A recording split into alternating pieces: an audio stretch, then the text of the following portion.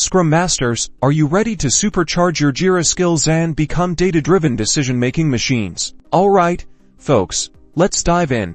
First, open your Jira project and navigate to the search bar. Think of this as your secret weapon arsenal. This is where we'll build our queries. Click in the search bar, and you'll see the option to use JQL, which stands for Jira Query Language. It's how we tell Jira precisely what information we need. Select Advanced Search for issues.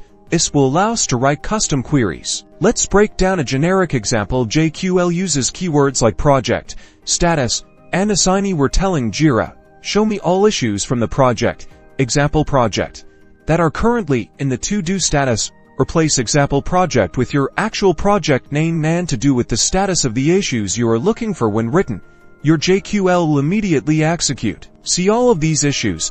This can make sprint planning a breeze. By quickly identifying issues in the backlog during retrospectives, target the issues hindering your team's progress. Experiment with different search criteria. You can narrow things down by assignee, date, or even specific words in the issue's description. And lastly, you can visually represent the data with charts, making it easier to explain your findings. Master these queries and watch your efficiency soar. And there you have it, a basic introduction to how to use Jira's powerful query language. Now go forth and explore.